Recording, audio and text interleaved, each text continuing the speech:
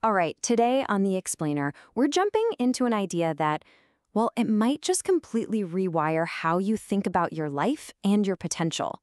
It's a simple but really profound concept. 7 years is a lifetime. I want you to think about this for a second. What if you could live more than one life? And I'm not talking metaphorically. I mean truly be reborn, over and over again, all inside the one lifespan you've got. So this idea comes from the super successful Chinese investor and author Li Xiaolei. And for him, this isn't just some catchy phrase. Nope. It's a real practical framework for constant reinvention. So let's dive in and really unpack what he means. Okay, so Section 1, a lifetime of rebirths. Lee's whole point is that anyone, you, me, can experience multiple lifetimes. And each one of those is a shot at a total rebirth. And look, we're not just talking about changing jobs here. This goes way deeper. It's about fundamentally changing who you are. So what does he mean by rebirth? Well, in his world, a rebirth happens the moment you master a new, critical skill. And that word mastery is everything. Because think about it. Lai's argument is that if what you learn doesn't completely and irreversibly change your life, then you haven't really learned a thing. And you know, Lai didn't just talk about this stuff. He actually lived it. He structured his entire life around these deliberate 7-year cycles.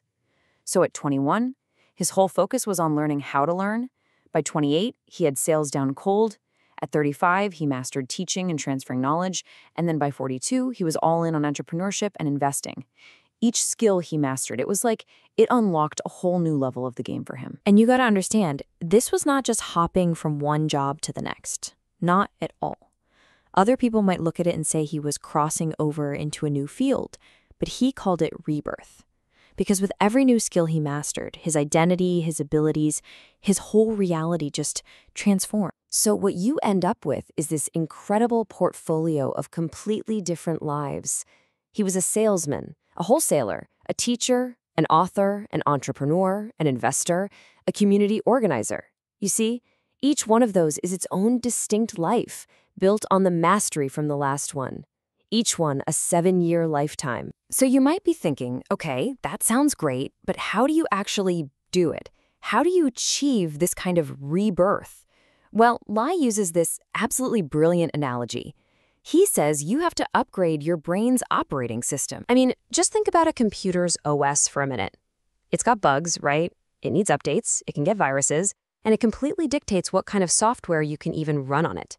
Well, our brain's OS, which is really just our collection of mental models, is exactly the same. Our bugs, those are our cognitive biases. The updates, those are powerful new concepts we learn. And that OS is what fundamentally determines what you can and can't achieve. So how do you know if your own mental OS is a little outdated? Well, it starts to show signs of, let's say, system failure. You might be someone who thinks seeing is believing. Your system might be running on the old faulty premise that intelligence is fixed. A big one is that it lacks an auto-update feature, meaning you actively avoid stuff you don't understand. And that's deadly, because it stops you from ever grasping game-changing concepts like compound interest. All right, Section 3. This is where we get to one of the most powerful software upgrades you can possibly install. It's a mental model for financial freedom, and Lee gives it this incredible name, financial escape velocity. You've probably heard of escape velocity from physics class, right? It's the speed a rocket needs to hit to break free from a planet's gravity. For Earth, that number is a very specific 11.2 kilometers per second.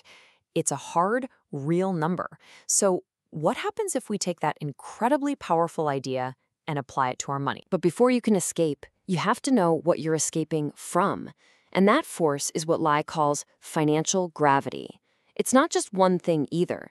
It's the sum total of all the financial forces that are constantly, relentlessly pulling you down, keeping your wealth from ever really getting off the ground. And this gravity is made up of stuff we all know too well. You've got your basic necessities, just living expenses eating up your income. You've got debt and interest, which is like gravity that actively works against you. Then there's the constant, unavoidable drag of taxes. And on top of all that, you have the wild cards. Unexpected disasters that can wipe you out, and frankly, our own bad choices that just shrink our net worth.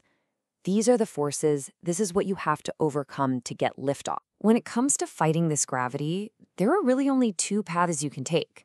The first one, working for money. You trade your time for income, and that income grows in a straight line. Lai says this is like trying to jump into orbit. You might get a little air, but you're always going to fall back down.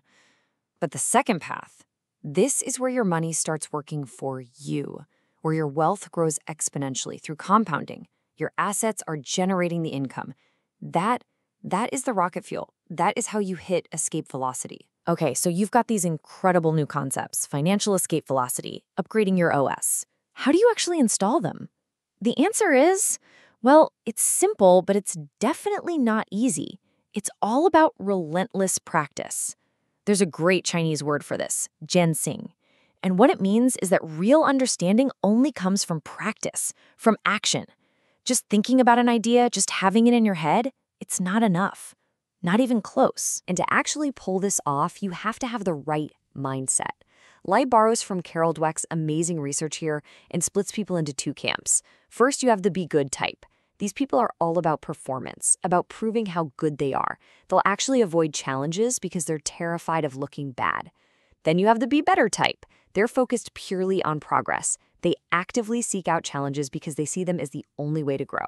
So, which one of those sounds a little more like you? So this all comes together into a pretty clear 3-step plan for your own rebirth. Step 1, find one core concept, a single powerful idea like escape velocity that you want to install in your operating system. Step 2, practice it relentlessly.